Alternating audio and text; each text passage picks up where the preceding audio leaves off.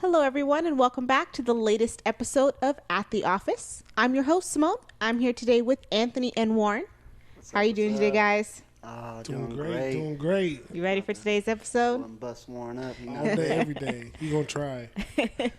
All right, well, we definitely have lots to talk about, so let's jump right on in. Over the weekend, Hall of Fame quarterbacks Drew Brees and Ben Roethlisberger both suffered injuries and were unable to return to the game. Fortunately for Drew Brees, he has had surgery and is expected to return in 6 weeks, while Ben, on the other hand, is going to be out the remainder of the season. These are two men who are important pieces to their offense. With both of them now out, which team is hurting more in their absence? Warren, what are your thoughts? First, it's unfortunate they both got hurt. I mean, we're only 2 weeks in, and I mean, you got two staples at the quarterback position out the game. So it's unfortunate they both got hurt because it's going to hurt the game going forward. If you have to ask me, I feel like New Orleans hurts more off this, and I'm gonna tell you why.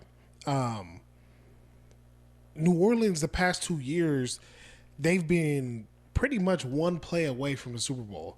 So, I mean, we don't know if they would have got to the Super Bowl. We don't know if they would have won or not. But I mean, you take it back to the Minnesota game, the Minnesota miracle. I mean, Stephon Diggs catches the pass. They miss the tackle. He turns it up, wins the game. I mean, heartbreaker. Then you fast forward to last year. You know, critical moment in the game where the non-PI call. I mean, those are just two heartbreaking plays back to back to where New Orleans was right there on the precipice of getting to the Super Bowl. So now you bring it to this year, they are pretty much one of the favorites to win the NFC. I mean, you look at the top teams in the NFC, you have the Rams, you have now pretty much the Cowboys, and New Orleans. Those are probably the three top teams, and you could possibly say Philadelphia, maybe Atlanta, going into the season. But New Orleans was a sure thing in one of those favorites to come out the NFC. Now, Breeze goes down. I mean, what happens now? I mean, essentially, if you're a betting man, their odds to win the Super Bowl drop. You know, I mean, if you were to go to Vegas, look at their odds now that Breeze is not there, their odds is not as great as when Breeze is there. So, to me, I mean, it hurts New Orleans more because Pittsburgh, to me, they're not playing for nothing. I mean, they lost Antonio Brown, they lost Bell, and now they're playing with Connor and Juju. That team looks like a shell of itself. Like that team doesn't look what it looked like in the past. You know, and then what's Pittsburgh playing for this year? I mean, they're not a favorite to come out the AFC. I mean, to me, they're not even a favorite to win the AFC North. So if you're asking me one or the other, who's a bigger hit? It's definitely New Orleans. I mean, I know Breeze will come back. Breeze will be back sometime during the season, but will he be back with enough time for them to make another run? Because let's say he comes back and they've lost 5 straight. I mean, they could be out of the playoff picture, you know? And in the NFL, it's like, once you get that late in the season, it's like one game could decide if you're in or out of the playoffs. So if you ask me, it's devastating to New Orleans to lose their leader at this point in the season and for how long he's out. I believe it's like a 6 to 8 week injury. It's devastating. Like, to me, it changes the NFC picture, to be honest. I mean, to me, I feel like now the best odd favorites is you have the Rams first, and then the Dallas Cowboys. I mean, with how they look. So it's going to be interesting to see how they maintain going on from now, because I believe Teddy Bridgewater should be the starting quarterback, even though they haven't named a starting quarterback to this point. I mean, they have Taysom Hill, but he's more of a gadget type of player, more of a weapon that comes in and, he catches passes. He may throw something. He may run out of the backfield. He may get a reverse. So, I believe it should be Teddy Bridgewater going forward, but depending how Teddy Bridgewater can hold the fort down, it's going to define the season in New Orleans. So you made some interesting points, but you missed a very important team in that you named the Rams and the Cowboys. you're disrespecting that man, number 12, Mr. Aaron Rodgers. Oh, true. But true. that's a different subject. We'll probably talk on later. It depends on really how you say that. What team is hurt the most by it? Because I believe the Saints are going to be okay without Brees. You have Teddy Bridgewater, who was at one time before he went down a couple years ago in that no contact injury during practice, but he was a QB1 for Minnesota for a minute. Correct. He knows this system because he's been with this team for so long. Correct. And he's now the highest paid backup quarterback in the league. So, I mean, are they really hurting? I wouldn't say so. I think they'll be just fine. Now, is their record going to go ahead and be as good as it could with Drew Brees? No, it's not. But you got to realize, too, is that this man's going to be out for 6 weeks. So he'll come back possibly week 8, but they have a bye week on week 9.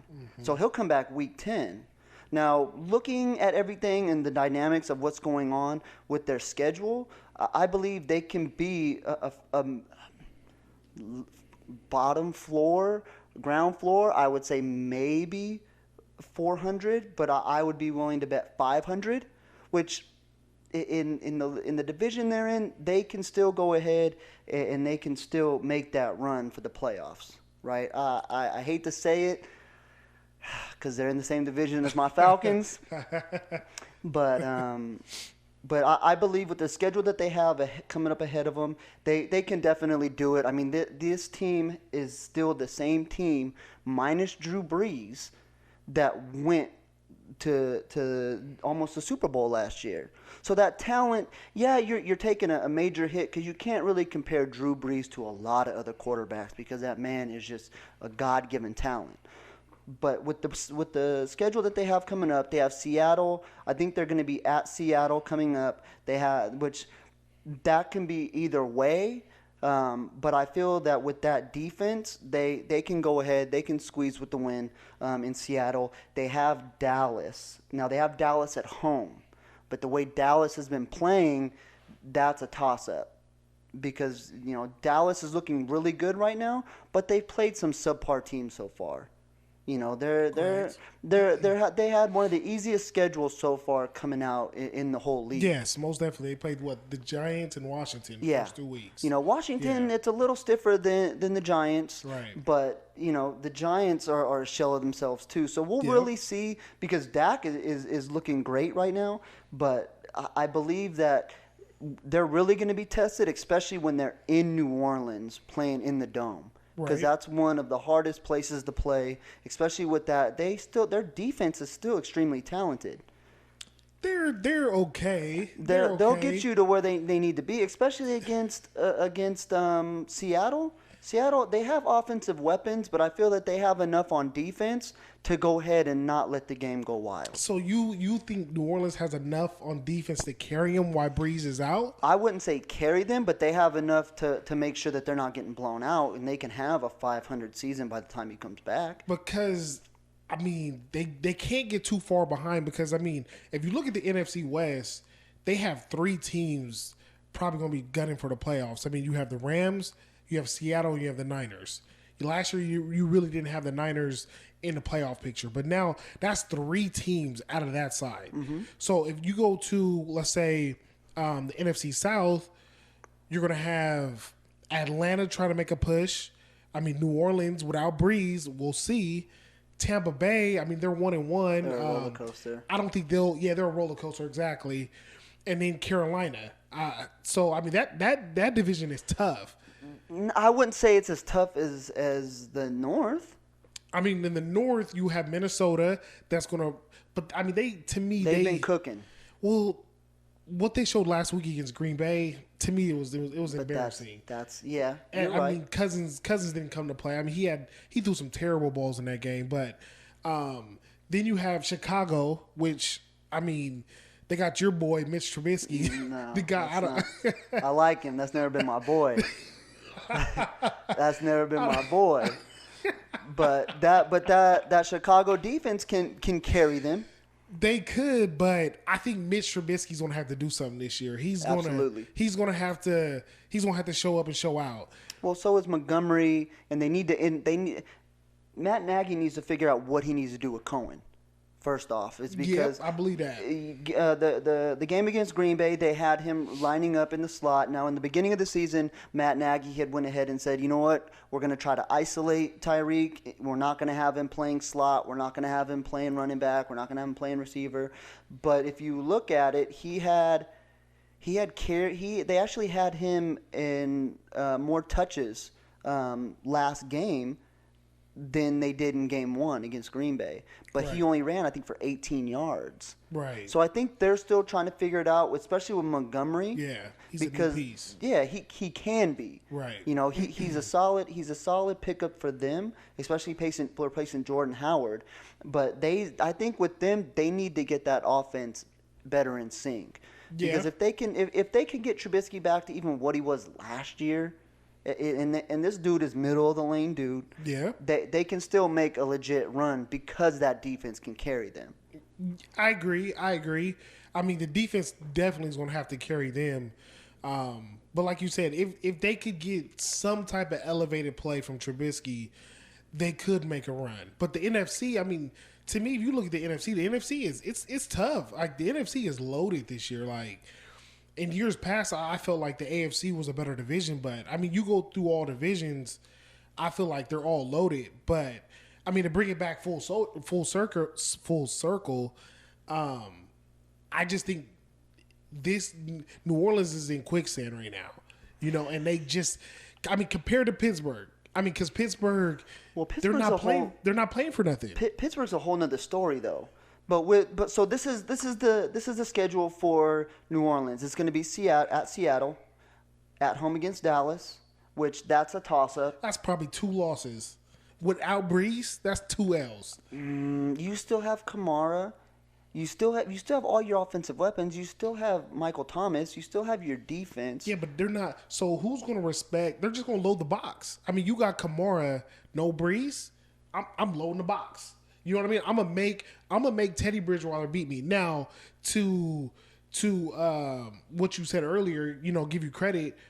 Teddy Bridgewater is probably the best backup quarterback in the league. You know, next to Brissett in. Well, Brissett's no longer backup. Yeah, when he was, but Teddy Bridgewater, he is capable of leading the team because we have seen him do it in Minnesota. And he's been in this system for so long. Correct, but that's a Breeze city. That's absolutely Breeze's right. legacy. But if there in the NFL right now, if there's any backup quarterback that I would have, I would be more inclined to go with Teddy Bridgewater. Okay, so you have the next 6 games that they're going to be playing without Breeze, that Teddy Bridgewater is going to be playing, correct? Mm-hmm. Okay, so let's read them off, and I want you to tell me, out of those games, what's going to be their win-loss. Yeah, so that's fine. You said Seattle and the Cowboys is 1-2, right? Yeah, 1-1. Okay, so you say 1-1. So right now they're 1-1. So they right? Where do they get their win at? They beat Seattle. They beat Seattle. Dallas is a toss-up, but the way Dallas is cooking right now, the only problem with Dallas is, like I said, we haven't seen them play a legitimate team. Yeah, correct. Yeah. So Seattle game. Where's the Seattle game at? At Seattle. Okay, so you have New Orleans winning in Seattle, which is probably one of the toughest places to play without Breeze. Mm-hmm.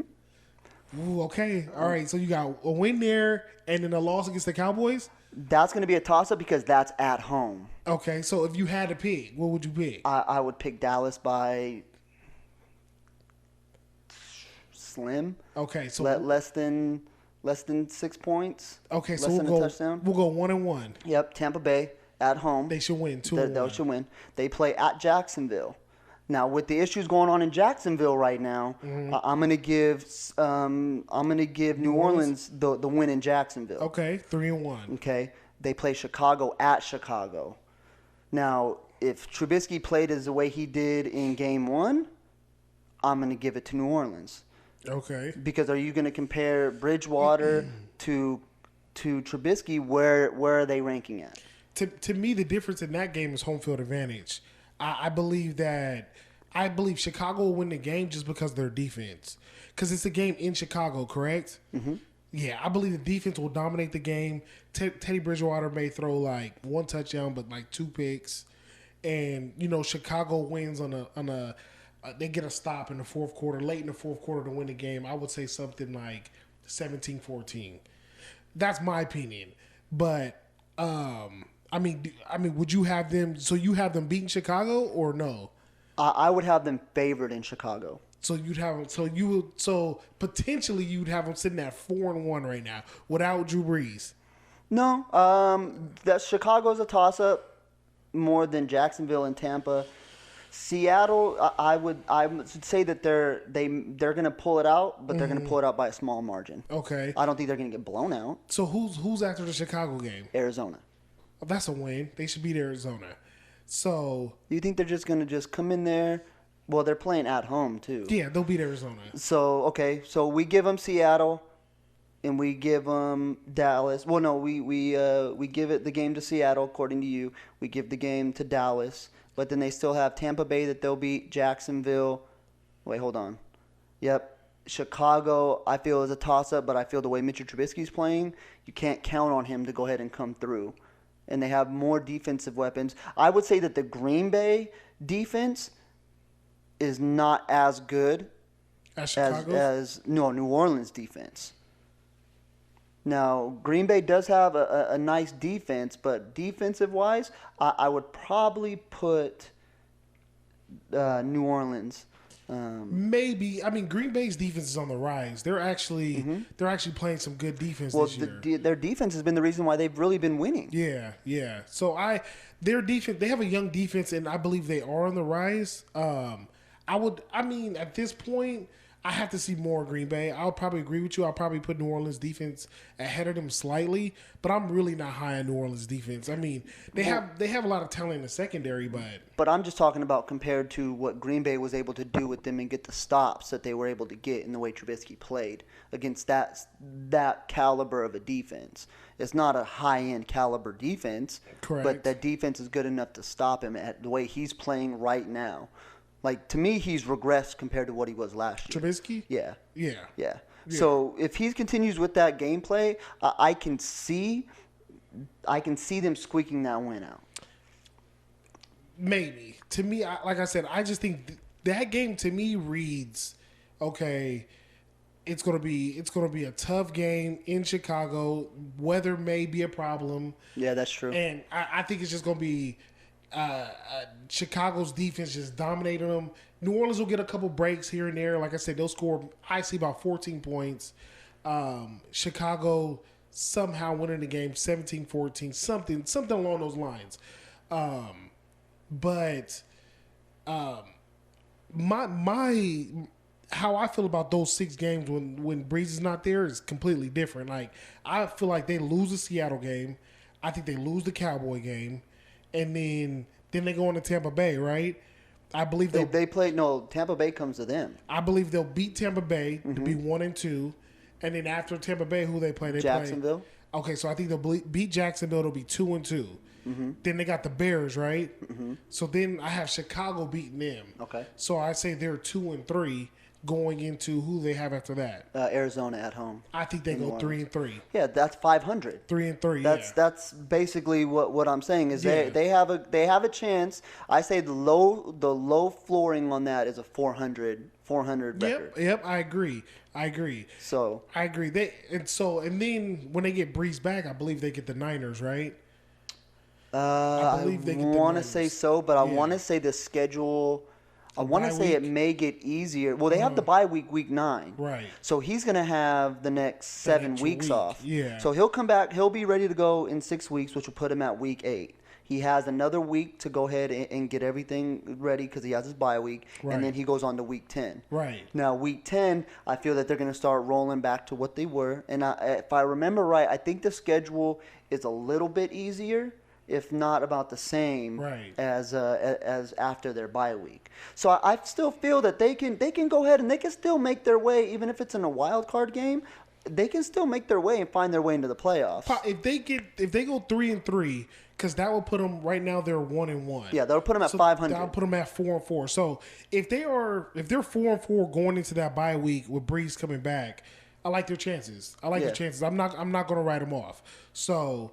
But like I said, the NFC, the playing field is tough. Like there's like everybody's gunning for each other in NFC, so it's going to be tough. But I mean, what I'm trying to figure out is why do you think Pittsburgh, they're losing more with Ben Roethlisberger with his injury compared to Brees?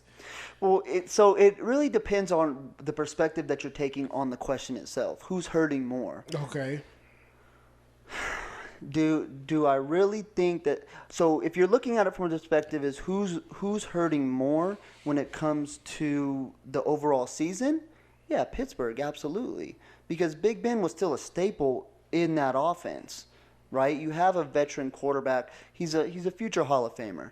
No matter what anybody thinks, off the field stuff or incidences where stuff with AB, he's still a Hall of Fame quarterback. Right, so yeah, they took a loss by losing him because that's the field general, right? He's the one that's going to go ahead and make sure the ball needs to go where it's at. He's the one to go ahead and make it where defenses aren't just going to go ahead now and say, okay, well, let's go ahead and have what's the backup's name? I know you're talking about. I can't think of his name though. Not Rudolph. I think is it Rudolph? Is it Rudolph? It's something like that. It might be. Let's have him beat us in the air. James Conner hasn't been going ahead and playing up to where he needs to, right? He's not looking like he was last year, but you can attribute that to AB not being there. But what was Pittsburgh's ceiling with Big Ben? Because their ceiling with Big Ben, I don't think they were a playoff team. They could have made the playoffs with Big Ben. At least wild card. Really? I can't see them making the playoffs this year. I mean, they looked. I mean, from the first two games that we seen Pittsburgh, I mean, the what they did in New England was terrible. Yeah, but this is one of the best defenses Belichick has had in a very long time. Right, but I mean, shows some signs of life. No, yeah, 3 points. I agree. From a future Hall of Famer, and then you got Juju, which everybody's raved about all off season. I haven't been. Me and you have had discussions, and I haven't been high on high on Juju, right? Especially as you were last year, right? You were really high, and I said, I love Juju. Yeah, I mean, and Juju's a phenomenal receiver on and off the field. He's a great guy. Yeah, but I always had the feeling that it was because of AB being in the picture. Correct. Right? I can see that. He's basically he was the original Calvin Ridley. When you think about it right now. I can agree. I agree. Because you were having a lot more open spots, not only for him being open, but because of the off-season drama or off-the-field drama between AB and Roethlisberger, that he was being targeted more. Right. And plus they had the game plan for Connor as well, so they had to spread the defense out. Right. Right. But now he's really feeling the pressure of being wide receiver one. Yes. Right, yes. So things are changing. I could still see them as a wild card, but overall, if you look at the glass half full, this is great for them. This is amazing for the Steelers right now. In what sense? That they get to find out what they have, or they can go ahead now, and the pressure is off. There's no what pressure do you have now? Not only on Mike Tomlin, but on the team as a whole, as on the players. Well, I feel like the pressure's on Mike Tomlin to somehow galvanize the troops, and he has to paint a picture of what's going to happen going forward after Ben Roethlisberger. Absolutely, but to me, this is his get out of jail free card. Because if they were to continue to play the way that you think that they would continue to play, Tomlin's on the hot seat. I agree. He just had a 1-year contract extension. I agree. Right?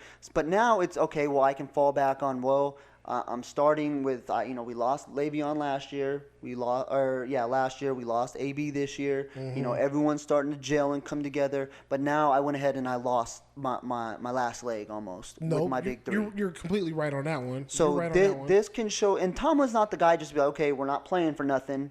Tomlin's still going to rally the troops, but the spotlight and the pressure has immensely went ahead and been taken off. Yeah, you're right. He got his get out of jail free card. Absolutely. For the season. For the season. I mean, next year the pressure will be back on immense, because I mean he has to at least make the playoffs and make a run towards something, because Baltimore's coming.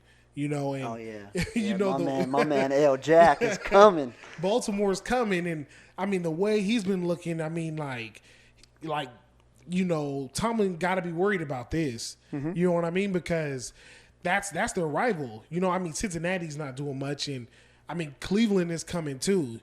So he's gonna have to show something. He's gonna have to show something. No, Because you're right, but I think like now you have the ability to go ahead and get Juju a lot more comfortable in that wide receiver one. Yep. You have Connor, you have Samuels now that can go ahead. You can see what these guys are really doing because you can go ahead and you can test and tinker with what these guys really need to do. Yep. Right? So the pressure, I think, is good for them that it's off because now your ceiling's not as high. Right. So this can work out in Tomlin's advantage. I think both at the end of the day are going to be okay because now you really, like I said, you have a get out of jail free card. So it's good if you look at it glass half full, glass half empty. Your season's done for. He has a get out of jail free card to an extent because recently they just traded that number 1 pick to Minka. Which was I thought was kind of crazy. Yes, because if this season goes south, let's say for instance they end up landing the number 1 pick. You gave up the number 1 pick for Minka Fitzpatrick, where you could have got Tua. You know what I mean? To wait behind Ben Roethlisberger and him to groom him, and then you could kind of start seeing the future of the Pittsburgh Steelers. Because, like I said, Baltimore's young and they're coming. Cleveland's young and they're coming. It'd have been perfect for them to get the number 1 pick, get Tua, sit for 2 years, get groomed by this Hall of Famer. Then you could come in and you're mixing it up with Baker Mayfield and Lamar Jackson. You starting to see the youth in the AFC North. You get what I'm saying? Mm-hmm. So, but you essentially give up that pick for Minka Fitzpatrick, which is a phenomenal talent. I remember him at Alabama. The guy's locked down. But the risk they're putting on him that, at safety now. Yeah. And I believe that's what his issue was in Miami. He felt like he wasn't being used right. So, I mean, to give up that pick, not knowing how you're going to finish this year's season, is huge, man. And that's what I felt when I heard about it too. Was just like, okay, you guys don't know where you're going to land. Yeah. And it's not that they did this before Roethlisberger was out. Right. Like you already knew, like the expectations for you this season are going to be kind of low. But maybe they went ahead and banked on that. Maybe they banked on it. Maybe they're going to get a middle of the pack. Hopefully, they got to cross their fingers because Yeah. if this season goes south and they land a 1, 2, or 3, man, Miami, that's a come up for Miami. Yeah, yeah. Especially with Miami, they're already being their nickname is they're 0-2. They're the Philadelphia 76ers, the NFL. Hey, man, they're about to be in the same spot as the Raiders, if not better. Trust the process. But I think they have the most draft picks out of any team going forward. I think that in this upcoming draft they have 3 first-rounders. Yeah, that's nuts. Which is crazy. So I'm telling you, man, this could really come back and hurt Pittsburgh if they land a top 3 pick, which you don't think they probably will. But I don't think they'll land a top 3. Maybe in the 10s, maybe a top 10 pick, which is still kind of that's still steep. That still hurts for Minka. Yeah, I mean, because I'm telling you, man, if they get that one, man, because Miami. Think about it. Miami's going to be, they're the worst team in the NFL. So they should be picking one. They're the best college team. Just think if Pittsburgh finished the 2nd worst team in the NFL. Yeah. Miami could have the 1st and 2nd pick of the draft. That's nuts. That's crazy, dude. That's nuts. I don't think that's ever happened in the history of the NFL. Like, could you imagine? Dude, it's I mean, insane. there's still there's a lot, Yeah, still it's not gonna help them too much. Well, but yeah, it's a great start though. It's a great start. It's a great start. Or even if they want to go ahead and they want to start trading those picks for players. Exactly, because I mean, what? Jacksonville's asking for 2 first-rounders. Oh, I was just thinking that too. Could you imagine if Jalen Ramesey went ahead and went from Jacksonville to Miami? You know how mad that man would be. Oh, yeah, I'd be pissed if I was him because Miami's not winning anything. I'd be beyond. beyond, if I was Jalen Ramsey, upset. That fool better call up Joel Embiid, man. Trust the process. Yeah.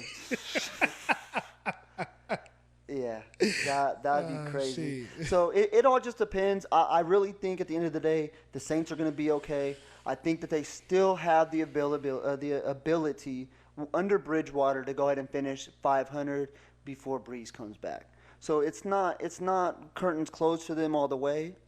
This is just going to be all prevalent upon what Bridgewater can go ahead and do. Like I said, the man's been on the team and knows the system for multiple years. Yeah. You know, last year he could have opted out and went somewhere else, and he decided to stay. It was last year, wasn't it? Beginning of last year. Yeah, I think they re-signed him. And they re-signed him because he wasn't going to leave. Yeah. You know, there were rumors that Jacksonville last year was interested. Yeah. You know, and other teams, and he decided just to go ahead and stay being a backup. Which, Yeah. I mean, good for him. But we'll see. Yeah, we will. I mean, like we looked at that 6-game stretch. They're lucky that it's not that stiff. Yeah, so absolutely. They should be able to with Bridgewater. They should be able to tread water. And I mean, if they're treading water, like I said, at that 4-4 range when Brees comes back, I mean, I like them to make a run. I mean, 12-4, maybe finish out the season without a loss. So we'll see. That will be tough, but I mean, if they could get to that 10-6 number, maybe 9-7, 11-5, they should be fine. After another loss on Sunday to the Texans, making them 0-2, the Jaguars are now facing more issues with Pro Bowl corner Jalen Ramesey. Initially, there were concerns when the Jags came out before preseason and said they were not going to work out a new deal with Ramsey this year. Fast forward to this past Sunday, and there was an on-field dispute that occurred between Jalen and head coach Doug Marrone. Jalen has demanded a trade from the Jags. Warren, what is this going to do for the Jags, and where do you think that Jalen will land? This is an interesting one, to be honest. I remember, I think before the season there was some type of rumblings of Jalen Ramsey being traded, but I didn't really think too much of it. I really didn't read too much into it. But after the altercation happened on the sideline, ultimately I knew it would come to this, that somebody has to get out of there. Somebody, is he going to be the head coach or the player? Or more than likely, it's always going to be the player. So when I heard the news that he's requesting a trade, to me that's big deal, because his talent, Jalen Ramsey, don't come around often. Dude is a legit lockdown corner. Like, I remember watching the dude play against Tyreek Hill, and I mean, he runs side by side with this dude. You know what I mean? He's the best corner in the league to play Tyreek man up, 1-on-1, mano y mano. You know what I mean? Nobody else in the league could do that. So we're talking about a guy with serious talent, and that's coming on the market, which is still on. I believe he's still on this rookie deal. He hasn't even got paid yet. So that he's young. You know what I mean? So 24, about to be 25. It's a problem if you ask me, because I mean, what if he lands in New England? You know what I mean? Like, what if he lands with Kansas City?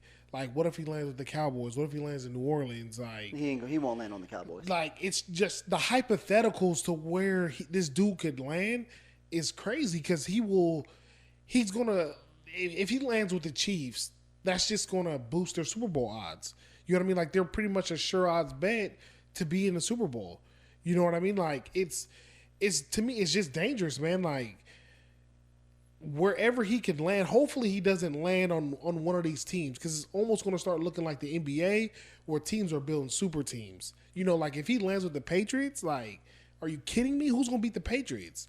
I mean, the Patriots, I mean, their defense is already solid. Could you imagine Gilmore lining up and on Ramsey, the other side of Ramsey? Dude, that'd be insane. That's what I'm saying. So it's like, when I heard the news, I'm just like, dude, this is crazy. But like, when more and more came out, like, the Jags they want 2 first-rounders. Who's going to give that up? You know what I mean? Like, 2 first-rounders. I mean, that's a high price. Like, if you want to move the guy, you're not going to move him. Nobody's going to give up 2 first-rounders. But that's just a tactic. You start high and you finish somewhere else. But there are rumors too. I don't believe I read what team it was, but it was a team was going to offer in the AFC a first-rounder and a player. So, but they didn't. I was trying to find out who it was, but Right. it's all rumors right now. Right, No right. one to come out.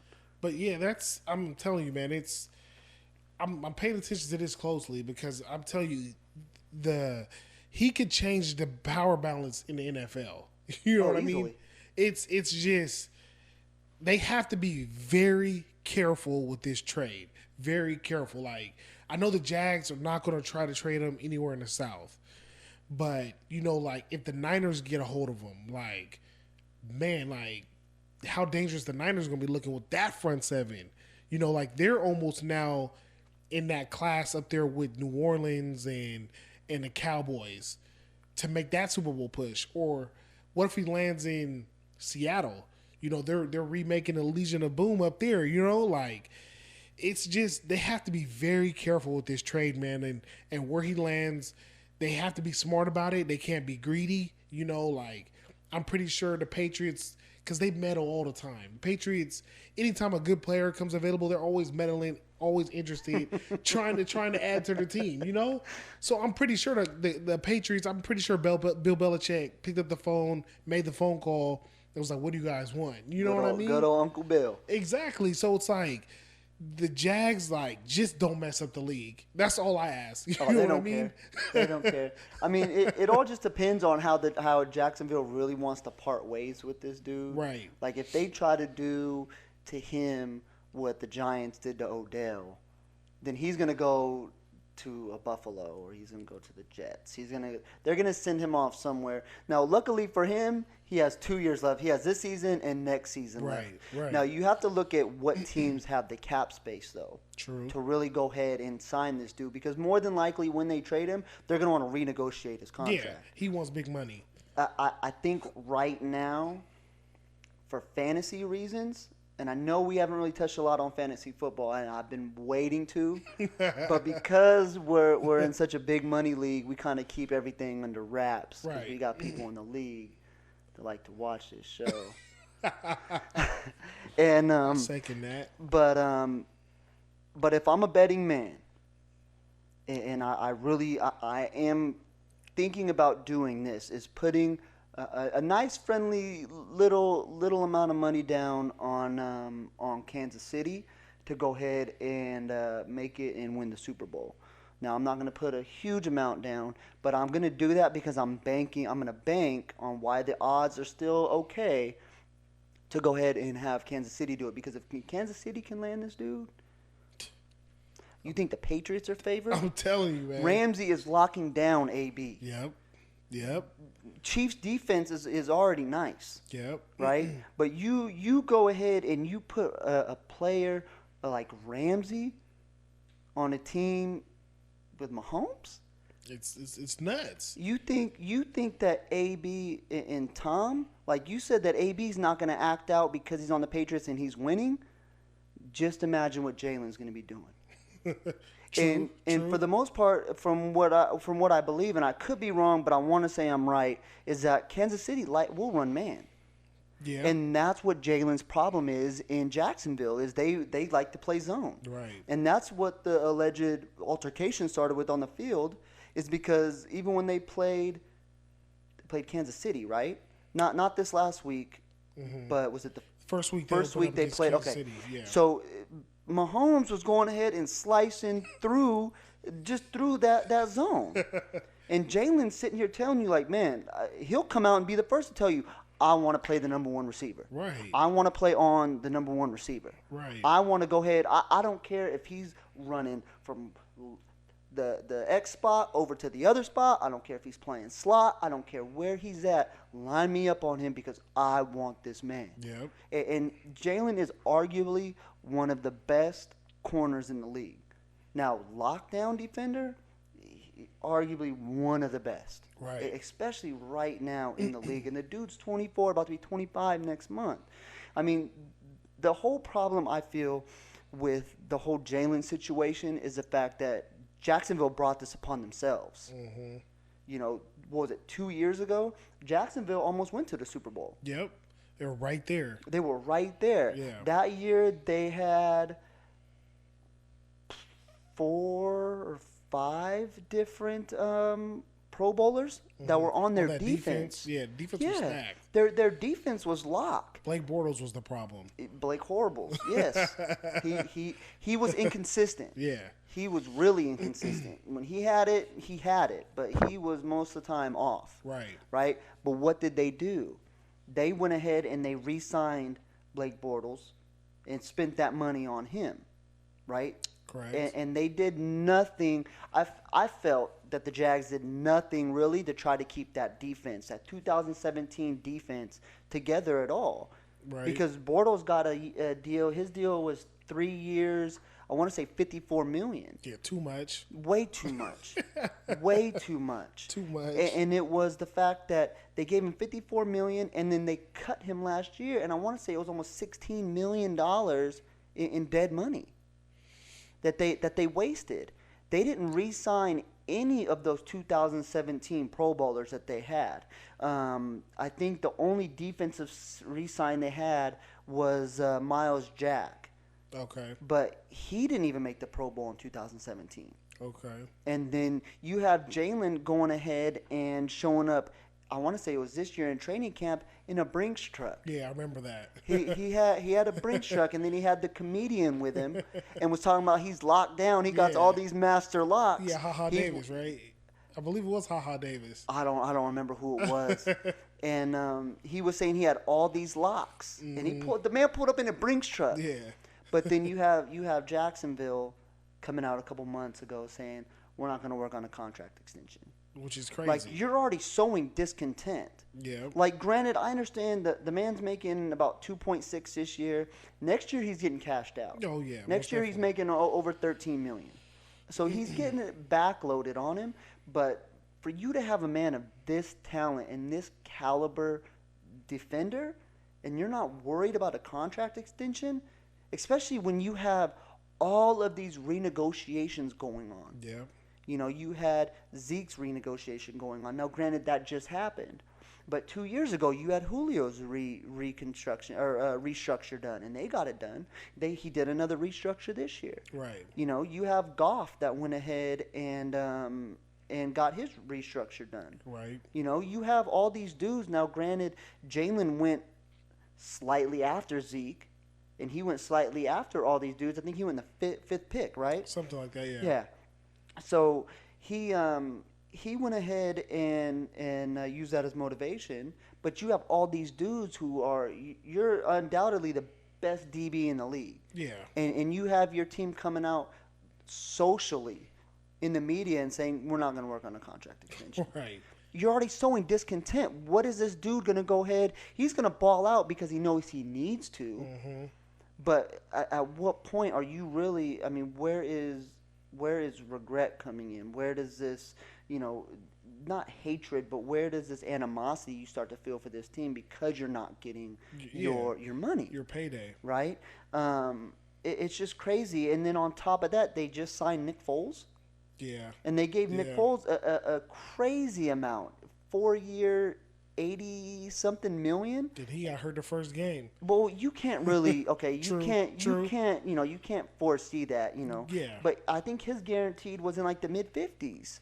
His guaranteed money. That's crazy. But then you have all these dudes that you had back in 2017.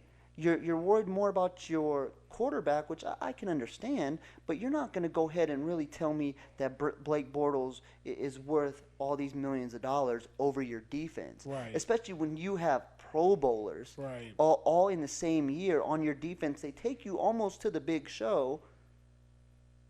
Ramsey's a part of their core. He's like, they drafted him, so he's a core player. You always, the way I look at it in any sport is you take care of your players that's in your core. Yeah. Because that's who you drafted. They've been there since day one, and that's who you're building with. But I mean, I almost look at this whole situation as like the Kawhi Leonard situation, to be honest.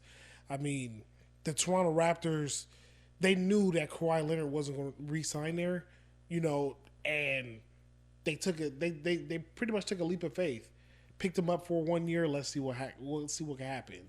Maybe he'll fall in love with Toronto, and he'll re-sign. We all see what happened in the turn of events. He went to Toronto. They ended up winning the NBA championship.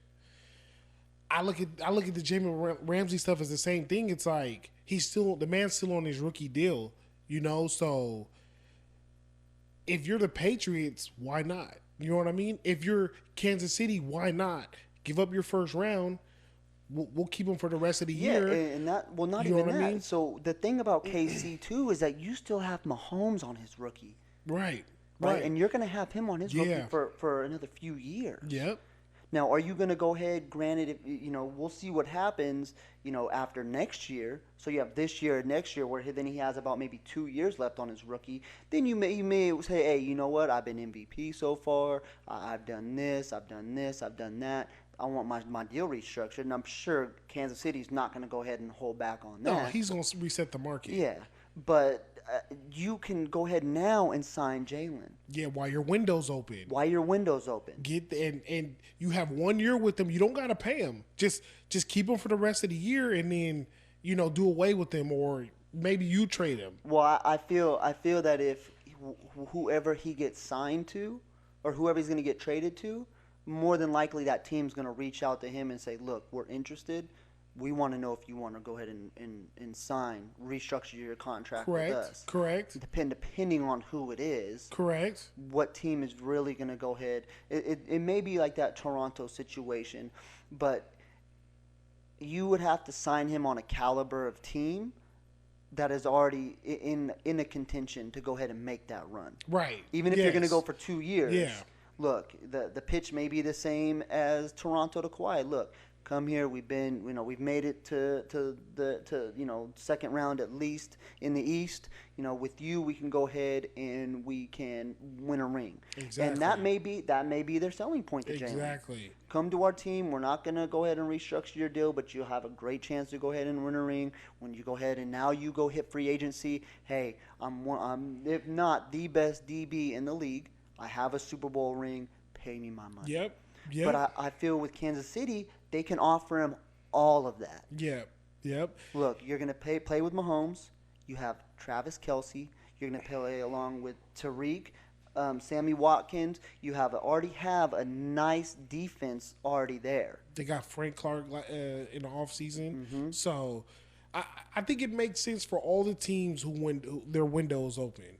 I mean, just make a jump at it. Because, I mean, if you're the Kansas City Chiefs, you give up a first-round pick, so what? You're going to be drafting anywhere between 28 and 31st. You're not, even if you give up 2 first-round picks or your first and your second, you're not going to get a talent like Jalen in those 2 spots. Because so what are you really risking? You're not giving up much because Jalen Ramsey's worth a top 10 pick. You know what I mean? Yeah, absolutely. And Kansas City will probably be drafted at 29th in the first round. Mm-hmm. So it's like, if your window is open, do it. Go all in. You know what I mean? It makes perfect sense for you. And I mean, like I said, we named those teams, and to me, I feel like the number one team that's going to do it is the Dallas Cowboys because Jerry Jones is so desperate to win. They don't have any money. Well, but that's the thing. You have him for a year, and let's see if we can go get this ring. And then maybe he sits out the next year because he wants his money. But it's like, all right, go ahead and sit out. We're not going to pay you. You know what I mean? So it's like they could use him for this 1 year. Let's just go get it. Yeah, but he also went ahead and after he went the 5th pick, because that year they went Zeke first. They went out and they grabbed Zeke. Right. And I want to say there was something along the lines of where Jalen said, "I will never play for the Cowboys." Oh yeah. As long as it's owned by the Joneses. Right. But it does make sense for Jerry Jones to go after him though. Yeah. Just because Jerry Jones is the most desperate owner in NFL. Yeah, well, and we've went over this a million times that the man realizes his window is getting smaller. Yes. Right? Yes. So he's going to do whatever he can. They don't have the money right now to go ahead and sign him. No, because they still got to pay Dak and they still got to pay Amari Cooper. Yeah, they still got Amari coming up. Right. So you're gonna have Amari sitting on $14 million next year, and then you're gonna have Jalen sitting on 13. Yeah. I think 13.2. And then they got Vander Esch a little bit later on down the road. I mean, he's not due soon, but I would say probably in the next 2 to 3 years he's gonna be due for a contract. So. Yeah, but Dak is gonna eat up a lot of that space. Yeah, he's gonna take a lot. He's gonna take a lot. So. There's gonna be some casualties because of Dak's contract, and I believe it's going to be on the defense. So, I mean, we'll have to wait and see, but, I mean, like I said, teams that have that window that's open, I mean, go do it. You know, it's, to me, Jalen Ramsey is just number one DBs like this, top corners like this is hard to come by, man. It's hard to come by, just like franchise quarterbacks. So, Well, he said too that he would like to play for the Raiders and Tennessee, but I don't. The Raiders, he may. I could see him going to the Raiders just because they have those draft picks. I just don't see the Raiders making that move. Fresh off the not AB after situation. the whole AB situation. Yeah, because if you look at it, he is kind of a diva-ish. a little bit, Right. A little bit. I wouldn't say he's full-blown AB Nah. or Odell. No, But he is for a DB. He has it in him. he likes that light. it's in his blood. Yeah. It's in him. So we'll see. I mean, I'm excited to see where it is. I kind of want to get in my bet for KC. I won't do anything overly crazy, but Right. I'll get the odds right now while they're good. Right. Especially because now the Patriots just went ahead and picked up AB. They're skyrocketed. Yeah. So, Yeah. I was kind of mad I didn't get in on the floor because even after week 1, their odds were still like 16-2, I think. So Man. now they're like 4-1, I think. That's crazy. Yeah. So we'll see. I'm excited. I just can't imagine Mahomes and just that whole Kansas City defense with Ramsey on there. It's scary, man. I'm telling you, Jacksonville holds the balance of power in their hands. So whatever they do, hopefully, to me, how I want this to play out, hopefully he just stays in Jacksonville. Stay in Jacksonville, and then we'll figure it out after the season. They're talking about they're gonna get it done by Friday. They'll play Tennessee tonight. They better come down from those 2 first-rounders. Well, Ain't nobody off they from better 2. go ahead and just sit him Yeah, because he can't get hurt. because if he gets hurt, Deal off. yeah, deal you're is gonna off. go ahead now, and you're gonna have people saying, "Well, I'll take him, but I'm gonna give you a second or a third, or Yeah. price is coming down." Right. If Jacksonville is smart, with now Nick Foles is out, you're about to lose Ramsey anyways. You might as well go ahead and try to take that lottery in the draft. Yeah, I would say so. It's probably the best bet. So we'll see if they're smart, but they're supposed to get the deal done Friday. We'll see how everything goes. That would be probably the best AFC. It would be. game. It would be. Last year's was pretty entertaining, but you just add Jalen Ramsey in there now with AB. Yeah. Man, that's must see TV. So we'll see how that goes. The Baltimore Ravens seem to be finding their rhythm, going 2-0 after beating Kyler Murray and the Cardinals on Sunday. Lamar Jackson continues to impress by not only leading this team, but also becoming the first player in regular season with 120 rushing yards and 250 passing yards in the same game. Anthony, is Lamar proving the doubters wrong, or does he still have more to do? Man, I am beyond excited about Lamar. The way Lamar Jackson's working, I am beyond excited. I told you in the preseason, and I even told you somewhat last year, I like this dude. I liked him. I didn't like the way that they were making him run a lot at the end of last year, but the dude is phenomenal. I mean, if you really, I didn't really watch him in college. I'm not a big college person. I'm just getting into it. But from what they were saying is that he should never have been a quarterback, right? he had his little jab he took at people last week after the Miami game. Not bad for a running back, But this dude, even just from watching him toward last year and watching him now, that dude's accuracy is scary, right? It was to the point to where I was watching Red Zone, but because this game was on, there were multiple times, especially in the fourth quarter, I turned Red Zone off and I started watching this game. Mm-hmm. Like that's how excited I was to really watch this game. Right? Like I love my Falcons, but there are times where I'll go ahead and I'll watch them, but most of the time I'm watching Red Zone, right? But this game I felt was so good, and there's just so much. I'm not even gonna call it hype. There's just so much electricity around this dude right now. At least for me, that it's scary. Like I like this dude because I've always been a big Michael Vick fan, and he is just he's remnants of Michael Vick all over. Right. You know, this dude Michael Vick is even big on this dude, right? And it's crazy because he went ahead in the Miami game. He was 17 for 20, over 300 yards, and had 5 touchdowns. Now this is Miami. We'll give it, it's the best college team that's out there right now. That's the equivalent. But even in Arizona, Arizona's stiffer.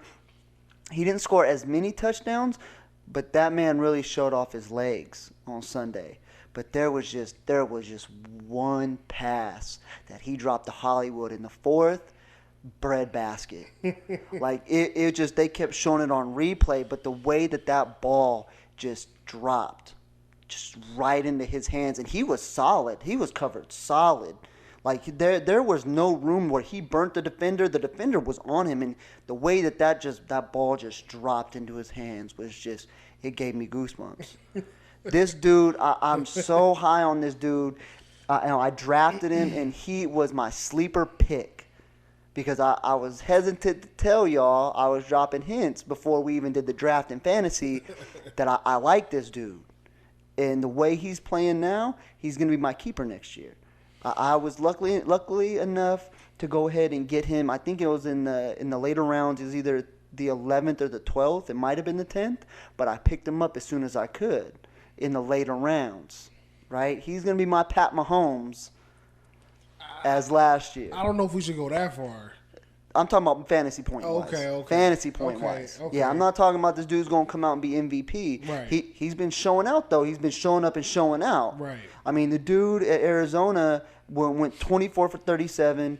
He had 272 yards, 2 touchdowns, and then 16 carries for 120 yards.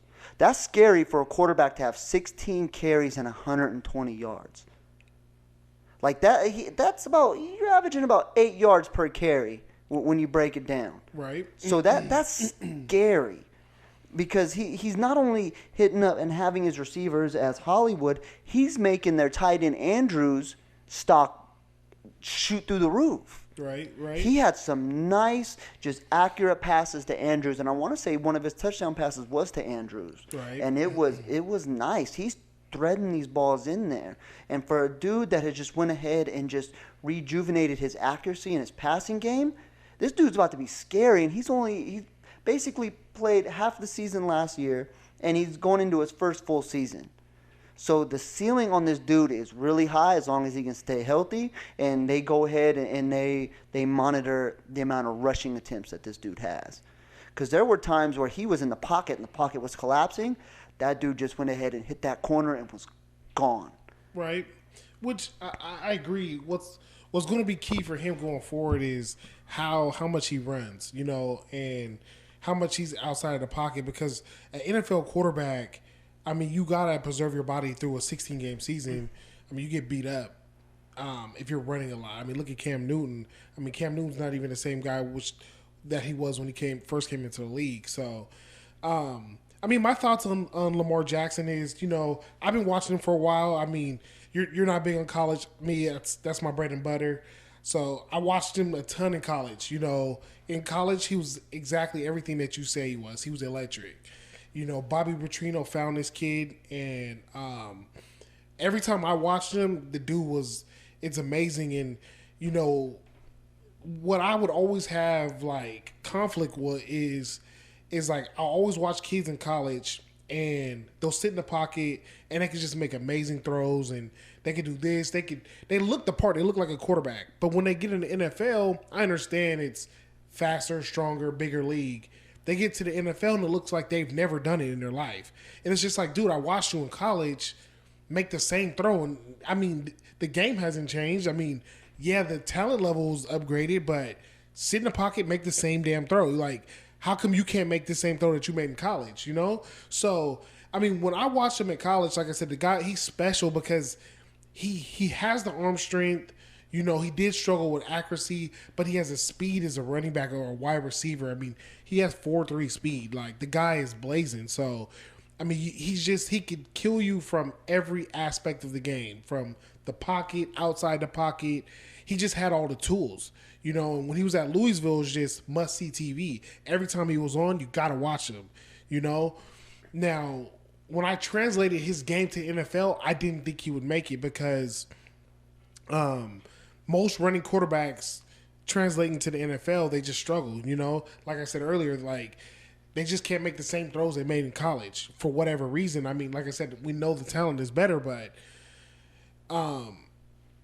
watching him the start of this season, I'm going to play a little bit of devil's advocate. Like, you know, he played against Miami, like you said, the best college team, and he played against Arizona, which I'm not high on. So, you know, I think we need to see more of him. Like, yeah, he balled out. I give him credit. Like, you did your thing. You balled out. But what creeps into my mind is that San Diego game last year. You know, in the playoffs, and San Diego has one of the top defenses. You know, they had Derwin James pretty much spying them all game. And Derwin James, it sucks that he's out this year, but, you know, ended up winning Defensive Rookie of the Year last year. Super talented safety out of Florida State. They gave him problems. He struggled that whole game, you know. And when I was watching that game, I was alarmed. I was just like, he ain't gonna make it. Like, if this is what he's doing, like, he ain't gonna make it. Like, to me, he struggled throwing from the pocket, you know, making accurate passes and making the right reads. Like, he's always going to be an elite runner. Always. You know, you could never question him outside the pocket and running outside the pocket. He's always going to be an elite in that aspect because of his speed, you know. I mean, he's a DB playing quarterback. But it alarmed me watching that game is just his decision-making and his accuracy. San Diego was really getting to him. Now, fast forward to this season, it looks like those problems have been corrected. It looks like John Harbaugh has really been working with him and really been, you know, fine-tuning his game. But like I said, it was against Miami and Arizona. So I don't know how much fool's gold we're watching here, you know. So it's really going to be interesting to see them going forward. I know this week they got Kansas City. That's going to be a big matchup for him. Even though defensively, Kansas City is not going to give him the greatest look. I mean, nobody really respects Kansas City defensively. He should be able to go out there and shred them up. But once the season progresses and they start playing more tougher, stiffer defenses, that's where I'm really going to pay attention to Lamar Jackson and see, like, okay, has this guy turned the page? Has he made it? Is he there yet? It's just, at this point, to me, I feel like it's premature to talk about him in a glowing aspect. I know you're really high on him. Like, I like what I see. Don't get me wrong. I love what I see because Hollywood Brown, that dude is talented. Like, the things he did at Alabama, I mean, just the last name he holds that Brown last name. He's related to AB. Yes. You know what I mean? So it's like, he has the talent. And I want to see the connection between Lamar Jackson and Hollywood. They're already building it, baby. They're already building it. They are. I'm telling you, they're going to go ahead. They are way above, like we were talking about earlier, they're way above the Steelers at this point. Yes. And the Steelers have a whole lot more to worry about now. If this dude, L. Jack, keeps going ahead, because L's going to go and jack the game and take the W from you. I'm telling you, he's going to jack the game, and he's going to go and hand you an L. I mean, he looks nice right now. My man came out, and I think that's why in the first game, now granted again, we keep saying it's the Dolphins, but this man was showing you that he has better accuracy than what he's had in the past. You know, there were offensive coordinators. I think one of his offensive coordinators said he will never make the league. He won't make the league. At best, he'll be a backup. He won't be around for that long. Right. This man has went ahead and put the world on a statement. Right. You know, they put the world on notice. Right. Right. So I liked him. I know that he had that potential going into end of last season, especially with his legs. My only concern was, is he going to go ahead and turn into, you know, a Cam Newton? Now, the difference that I've seen between him and Cam, though, is that Cam would take those shots because Cam's a bigger dude. Mm-hmm. Cam can be a freight train if you're in this dude's way, and he has enough speed and momentum behind him. Right. Now, looking at Lamar, there was a lot more smarter running on Lamar's part. Lamar is running out bounds, Out of bounds, if he can. He's not worried about getting that extra yard or two, right? That's what happened with your boy Garoppolo last season. Right. He went ahead and he had one of the stupidest injuries that I'd seen in a while. Right. You're going ahead, you already have the first down, but you're trying to get those extra 2 yards. I think it was 2 or 3 yards. Right. And you end up getting forced out and you get that Season. injury. It's Yeah, a season. season's done. Right. Right? Lamar is going ahead and running out of bounds when he needs to. Yes, if the pocket's collapsing, he's quick to take off. Because there was I think a couple plays where he went ahead and the pocket was collapsing, and I'm like, okay, I'm gonna lose this point on fantasy because he's about to get sacked. That man was out of there like a jackrabbit. Yeah, he's explosive. It was just mind blowing. Yeah. He's The explosive. speed that this dude really possesses, and now they're really honing in on his accuracy. Right. Dude's gonna be scary.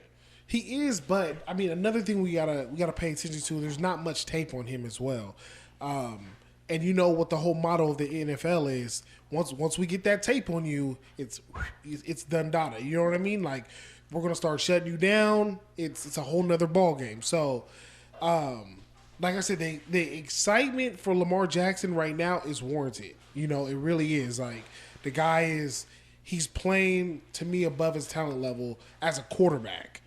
So, will he maintain it? That's the biggest question that I have. Plus, I mean, Baltimore always has a solid defense.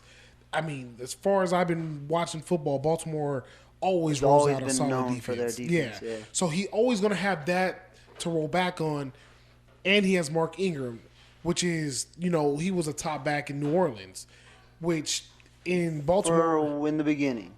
Right, but he was a nice 1-2 tandem in New Orleans. Yeah. He's going to be more of a lead in Baltimore, which I mean, that's not too shabby. No, You know? not at all. It's not too shabby. He's shown flashes of Heisman days. Yeah, you know, when he exactly. first got in the league, he's shown those. I don't think he was as prevalent as much in game 2 as he was against Miami. Yeah, But he still is showing. Okay, I still have it. yeah.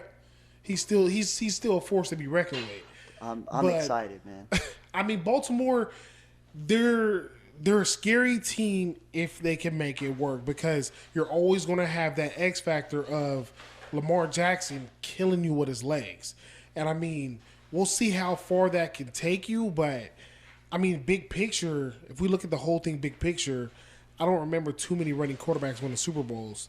I mean, Your boy went. if I can think of any on top of my head, like run first quarterbacks. I mean, Cam went to a Super Bowl recently, but he didn't win. Well, that's just because that Broncos defense was Exactly. nasty. Exactly. Plus, they were being headed by Peyton Manning. Right.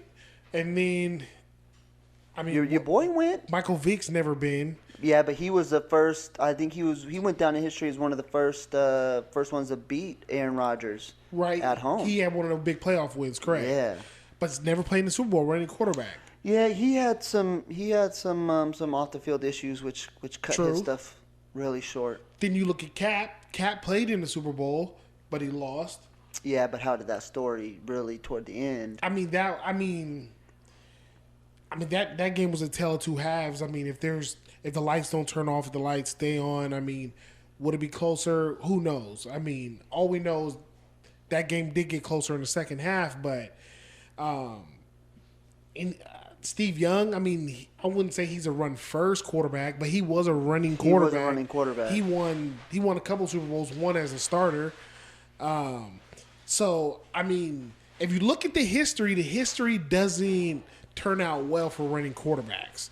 So, Yeah, but we've talked about 4 quarterbacks. right. I mean, you can look at Randall, All of them have been to the Super Bowl.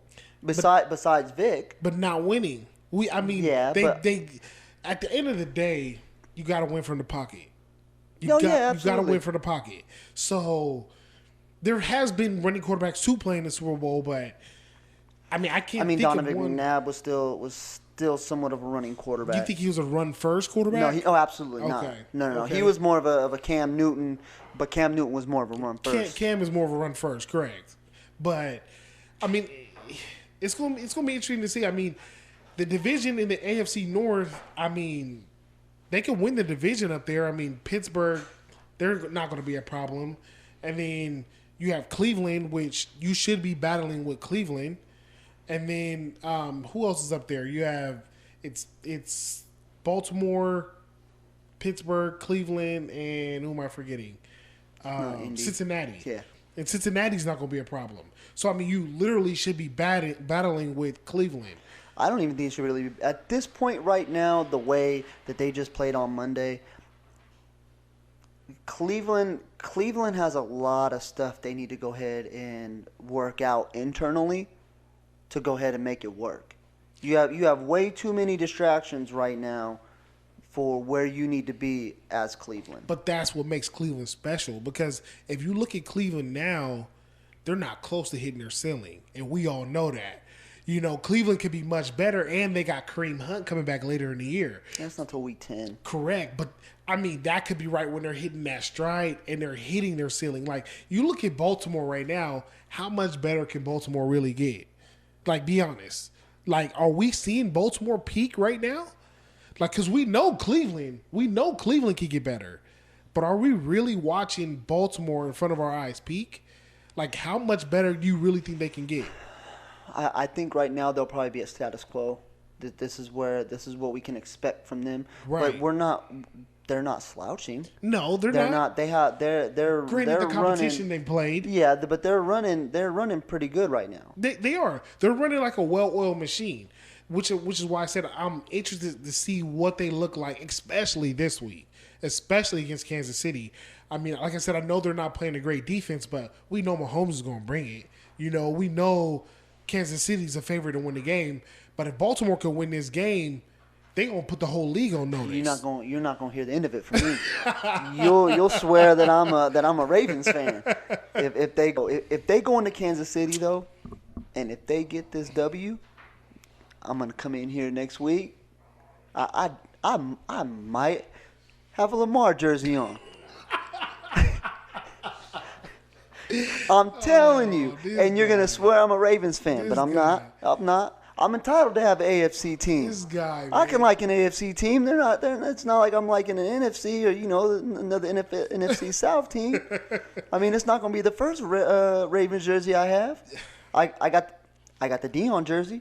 Okay. But I also have the Dion on the Niners, and I have the Dion on the Cowboys too. I can relate. So that's my number one overall favorite player ever. I can relate. I got a bunch of Michigan dudes on different teams. Like I got a Braylon Edwards in Cleveland, and I got a Charles Woodson in Oakland. I got a Tom Brady. I had the I don't know what happened to it. I used to have it was the one that they did where the front half was the white, was the home, and then the back was the away.